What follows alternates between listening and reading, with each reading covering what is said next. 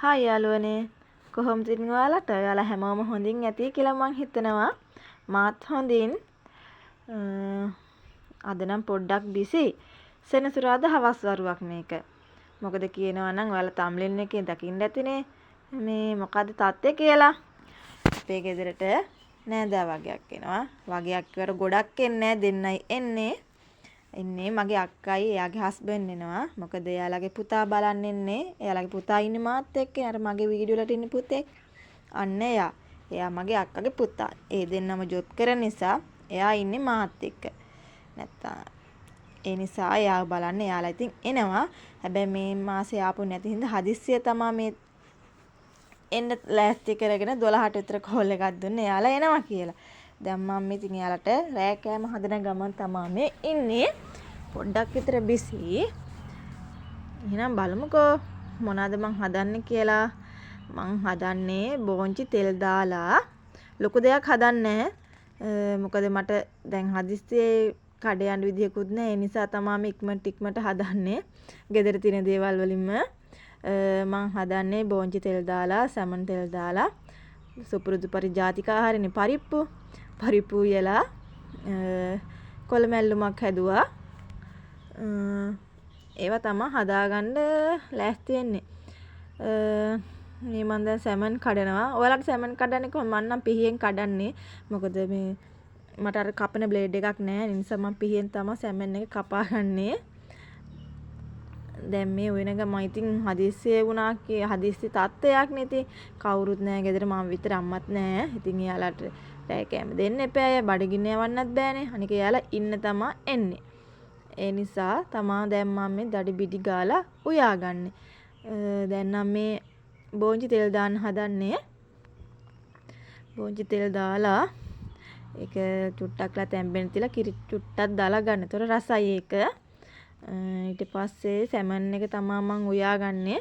මම බත් එහෙම උයාගත්තා. එහෙනම් බලන්නකෝ.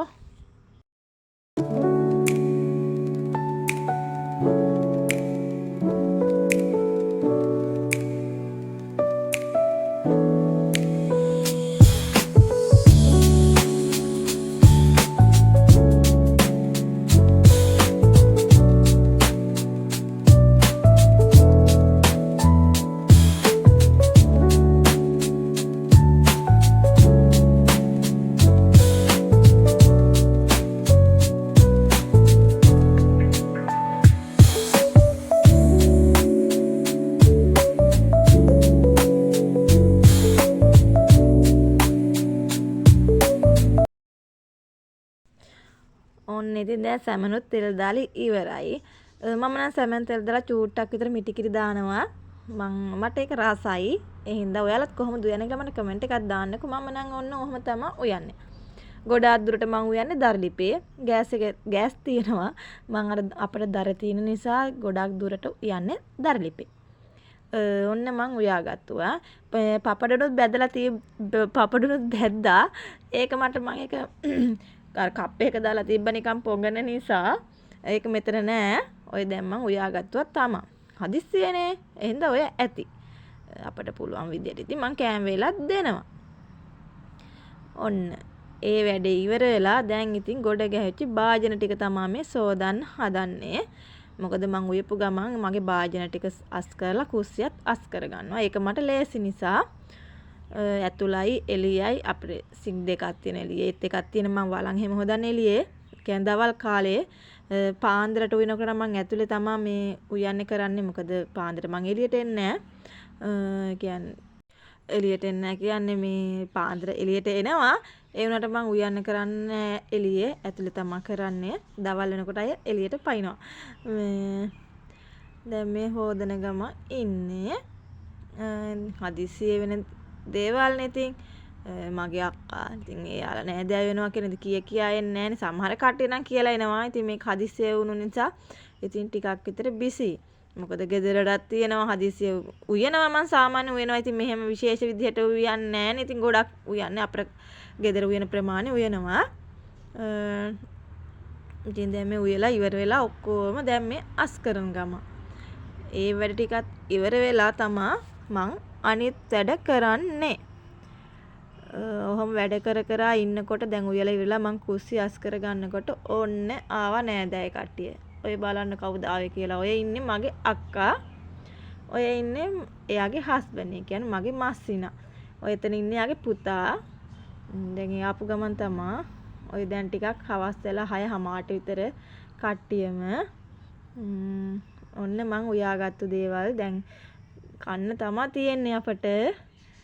එහෙනම් කාලා ඉමුකෝ.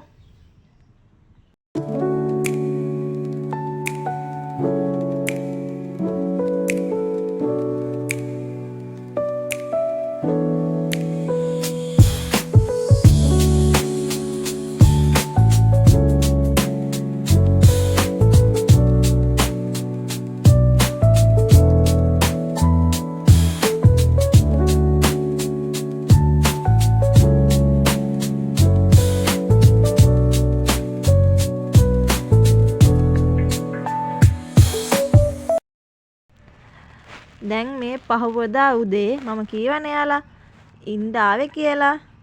මේ පහවදා උදේ දැන් තේ එහෙම හදලා බීලා උදේට අපි රොටි හැදුවා. එයාලට කන්නත් එක්ක. එයාලා එතන මේ ඉරිදා සෙනසුරාදානේ ආවේ ඉරිදා දවස. අද බබාලට දහම් පාසලුත් නෑ අර මේ දවස්වල කට්ටම් පිකන් නිසා. එහෙම ඉඳලා ඒ දවසත් එයාලා ගත කරලා මේ සවුන්දා උදේ පාන්දර තමා එයාලා යන්න පිටත් උනේ.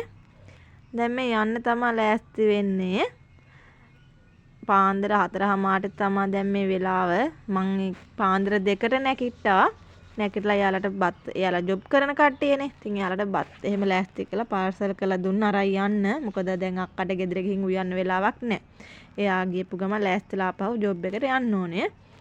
ඒ නිසා මං එයාට පාන්දර නැගිටලා උයලා කන්න කියන්නේ පාර්සල් බැඳලා දුන්න කන්න බෑ කිව්වා උදේම. එහෙනම් තේත් හදලා දීලා දැන් එයාලා පිටත් කරන් තමයි මේ ලෑස්ති වෙන්නේ.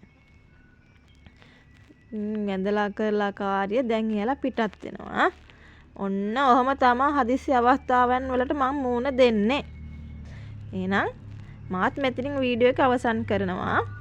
එහෙනම් මාත් ගිහින් එන්නම්. හැමෝටම බුදුසරණයි පරිස්සමින් ඉන්න.